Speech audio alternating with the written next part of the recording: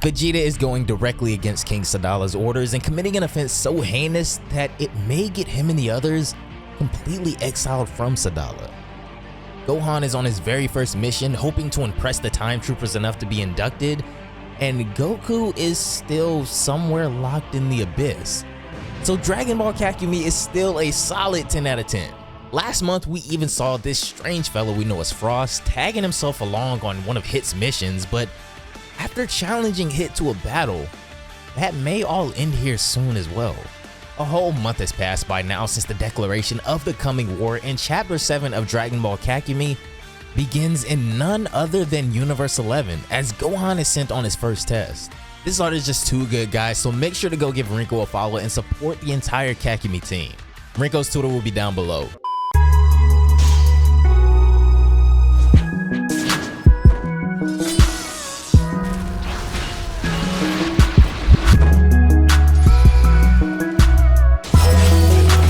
Strolling through this busy downtown area in one of his most studious outfits as Jiren and Dispo sit nearby watching is Gohan, as he makes his way to a heavily guarded tower patrolled by 2 soldiers. "Hey you, like the video," one of the guys says, and I gotta agree, that was a pretty smooth time to do that. The soldiers taking notice of Gohan make no difference, however, as a group of women walk by at the perfect time, fawning over the soldiers, and within their commotion, Gohan is able to disappear amongst them. He takes to the skies to get a better look at the tower, and this is when he sees a window that seems like the perfect opportunity for him to infiltrate. As he climbs into the window, he talks into his watch, communicating with Jiren and the rest, asking which way he needs to go. Jiren tells him to go to room 128 and to take the green bottle, which will be in a small box. It's a devastating virus artificially created. Crazy. This agency wants to sell it to a neighboring country, which is itself at war. Do everything you can to stop them. Such pressure, Gohan thinks to himself as he finds the room in question. If I miss, countries and even a whole continent may suffer. I'll only have one chance. Let's go, he says, opening the door. On the other side of the door of room 128, a group of who all resembles something along the lines of mobsters sit around a table dressed in heavy business attire. "Who are you and what do you want?" one of the ambassadors says as they all take note of Gohan entering the room. "I'm a financial controller and I'm here to audit you," Gohan says, as it doesn't really look like anyone believes him too much. Conveniently, however, the virus is closest to Gohan on the side of the room, so he has to decide exactly how he wants to approach this. "Dad, what would you do in my place?" Gohan thinks to himself. "Hey Gohan, need some advice?" Goku says, appearing as a figment of his son's imagination in a time of need. Yeah. "Well," Goku begins, "if I were you, I'd evaluate the power of my opponent so as to defeat the strongest first. That way the others would just leave without worrying about the bottle." "I should have known, Dad," Gohan says. "Thanks," as Goku bids him farewell and a good luck. "Gentlemen," Gohan says as he hides something behind his back in his hand. I've thought about it and everything seems to be in order here." He tosses something across the table at them that explodes, creating a blinding light as Gohan grabs the tank with the virus and takes off. "Sorry, Dad," he thinks to himself, "but I didn't want to hurt anyone." Gohan flies down the stairs of the tower and makes his way towards the exits, trying to remember the layout of this place, but this is when he pretty much gets surrounded all at once by guards and mobsters alike, as Gohan is now in a standoff with both exits cut off. "So what are we doing now?" Dispo says as he and Jiren continue waiting for some time later for Gohan. All of a sudden, someone buzzes them as Casserole chimes in, asking if everything is going well on their side. "We haven't heard back from him in 30 minutes, Jiren says, referring to Gohan. "Shit. If he doesn't answer in an hour, intervene," Casserole tells him. "I was also calling to give you some news on Lord Belmod," he continues, as they're eager to know how he is. "He's with me right now," Casserole replies. And this is when we see Lord Belmod, although decrepit and burnt, standing to his feet once more, telling his pupils that he's been through a lot. It's true, but it'll take more than that to bring him down. especially since your fates were at the mercy of a devastating war that has nothing to do with you all, he says.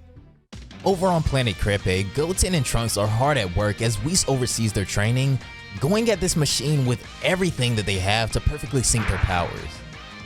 Focus, Goten, your hand was off, Trunks yells as Goten calms himself completely and focuses his power. Focus, Goten, he plays in his head over and over again. What's that thick, warm feeling, he starts. Come on, get in touch with yourself. Of course. Whis watches in anticipation as his eyes slowly open, but when they do, Goten is in an entirely different realm, in his own subconsciousness. Oh, what the heck is this door, he says, as a giant locked door towers over him in his own mind. Goten approaches the door, wondering just what's behind this, sticking his hand out to open it. I feel some sort of pressure, he says, but right before he's able to open it, Goten! 3, 2, Trunks calls out. Goten snaps out of it at the sound of Trunks' voice, telling him to just hold on a second. I saw a door like there in my head, Goten tells him, to which Whis reveals a slight smirk. What are you talking about, Trunks asks him. Are you kidding me? I don't know, Goten says, and Whis doesn't enlighten us any further about what to do, as Whis just continues supervising, smirking along. Well, anyways, without Gotenks' power, this is really harder than expected, Goten says. But I think we have to look beyond our strength. It's at this point that Whis can confidently say that they're finally starting to learn after only a month of training. The boys are starting to mature and are making excellent progress. Late night at Gohan's house, Pan is seen sneaking out of the window and taking off flying.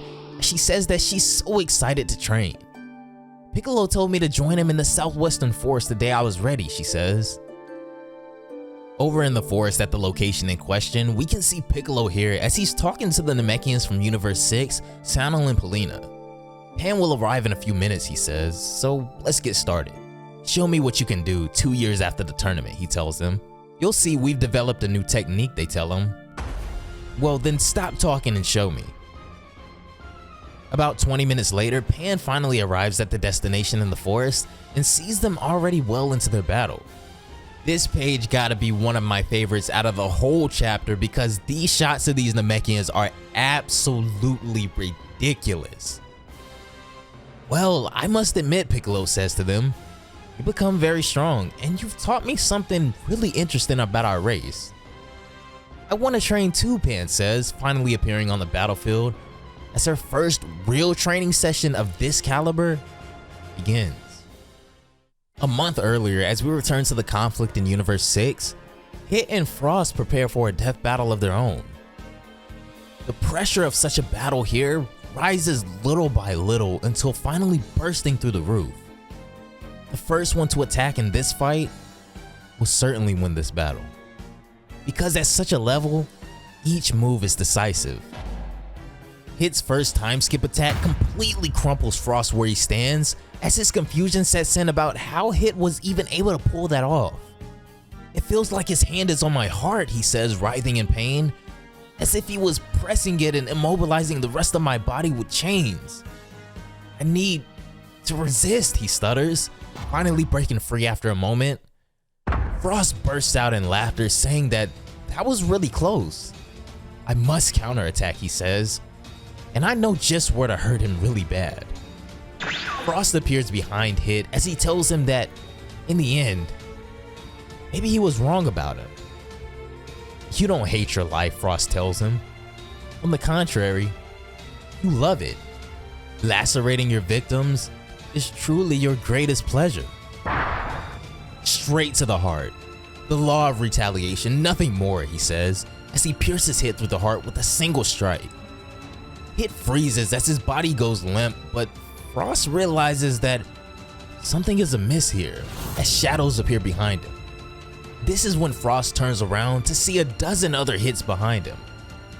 Clones, he says, confused, but Hit tells him no, we're all one. Hit and all of his replicants prepare a slashing attack, firing at Frost from all angles as he's nearly able to dodge them in time. That was a close call, Frost says, jumping out of the way, but if he thinks he's gotten away unharmed, he's sadly mistaken. It took every bit of speed Frost had to dodge all of those attacks, but his precision is unmatched as Frost realizes that his leg was the casualty of that last attack. Wait, what's happening to me? Frost says as he begins to get dizzy and lose consciousness, hit closing in on him. The last thing he sees is the assassin's face. A month later in the current time, we return to planet Sadala to see Vegeta hard at work training the Saiyans. Vegeta at this point is still easily overpowering all of these guys, but he's enjoying being around all of these Saiyans with a thirst for strength and bettering themselves like he does. You almost kind of feel bad for Vegeta seeing him on Sadala because this really could have been him in Universe 7 in a different timeline, coaching and living amongst his other Saiyans. Let's take a break, he tells his group of Saiyans who are completely worn out. We'll be back in 10 minutes. Vegeta flies in the air, scouring the training ground, looking over everyone and everything. Although there aren't many of them, seeing them train fills me with pride, he says. Here's your problem, Caulifla, Ruba says as Vegeta goes in to check on the next group. I don't understand anything, she says. You told me to prepare a move in advance, but you also told me to go for it. One doesn't prevent the other, Ruba tells her. I learned at my expense that going straight into the pile leads straight to the wall. No matter how hard I try, I can make a plan until I take action, so I started preparing plan B in the middle of the action. So you have to drive into the wall, but think about how to destroy its foundations if you don't break it in one go. There you are, Vegeta, Ruba says as Vegeta tells him it's Mr. to you and flies off to the next group. Oh, keep dreaming, he says as Caulifla continues her training, trying to decipher the exact meaning of Ruba's words. In the next group, Fennel is trying to teach Broly that he has to accept that monstrous power that he has, to stop repressing it and being fearful of it and deal with it. As for you, young lady, she says, looking at Kale now, you have to gain confidence.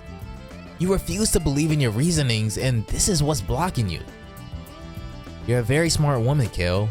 I can see that from the beginning. Listen to what she's telling you, Kale, Vegeta says, landing next to them, and there won't be any limits that will stop you. In the final group, Lyric explains to Kaba that in 1 month, he got to know Kaba and he can see the youth of himself inside Kaba. You let yourself be carried away by your emotions, he tells him. Son, a true Saiyan isn't like that. Your logic, patience, and bravery must take precedence over your instinct, haste, and doubts. Understood, Admiral Lariat, Kaba says. This is when Vegeta calls him over, however, telling him that they need to talk for a minute. It's later that night at the old ruins that a meeting is taking place as we see Kaba and Caulifla arriving. She asks what exactly they're doing there, but Kaba says that he only knows that Vegeta requested for him to bring everybody here. Broly and Kale are here as well as we see Vegeta, who's been waiting on them. He tells them that he'll keep it brief. He's been among all of their groups today, as they know. Your respective admirals seem to have things to teach you, and that's good, he says. But as far as the fight is concerned, you're already far beyond the rest of these Saiyans. So we'll meet up every night to face each other. Now draw your best forms, he tells them all, going directly against King Sadala's wishes and threats from earlier.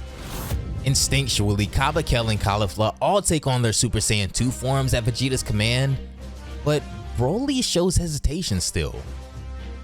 Broly, Vegeta tells him, take back that form that you had during our previous fight, no matter how out of control you may get. Since our fight, I've never taken that form again, and I only have vague memories of it, Broly tells him. I see, Vegeta replies. He then orders Kale to be the one to teach him how to control his powers better since they have an eerily familiar hidden potential. The 3 Super Saiyans glare at Vegeta as he provokes them, asking if they're really ready for this. And this is when Broly finally cuts loose. If Vegeta says it's okay, then the beast can be freed. It's been quite a while since this form has seen the light of day, but per Vegeta's command, and against the wishes of King Sadala, Broly releases his ultimate Super Saiyan form with Chapter 7 of Dragonball Kakumei coming to a heated close.